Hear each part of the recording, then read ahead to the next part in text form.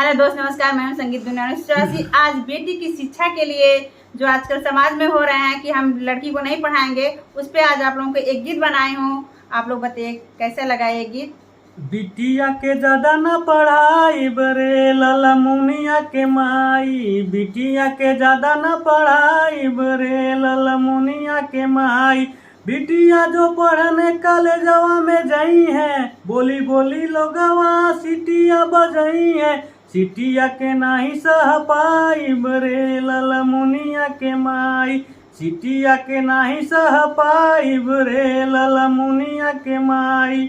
हम नहीं पढ़ली त का हम कैले, कहला पे आँख मुनि अंगूठा लगवले। फिर से कहानी ना दोहराई बहे लाला मुनिया के पापा। फिर से कहानी ना दोहराई बहे लाला मुनिया के पापा। पढ़ ले बेटी जोग बर कहाँ पाइबे, बर जोग मिलिए हीरो होंडा कहाँ पाइबे।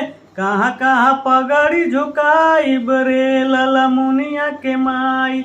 कहाँ कहाँ पगड़ी झुकाई बरे लाला मुनिया के माई। पढ़ी ले बेटी होशियार होई जाई है, जहाँ जइहे वहाँ उजियार होई जाई। पगड़ी के मन बढ़ जाई है लाला मुनिया के पापा। पगड़ी के मन बढ़ जाई है लाला मुनिया के पापा। बिटिया से अपने न नौकरी कराइब, कहाँ कहाँ हम रखवरिया में जाइब। इतना बवाल न उठाइब रे लाला मुनिया के माई।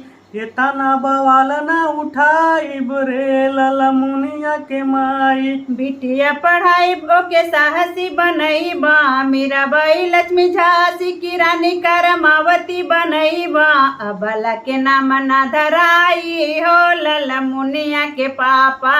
अबला के नाम ना धराई हो लाला मुनिया के पापा। बिटिया के खूब हम पढ़ाई बरे लाला मुनिया के माई। बिटिया के हम पढ़ाई बरे लाला मुनिया के माई।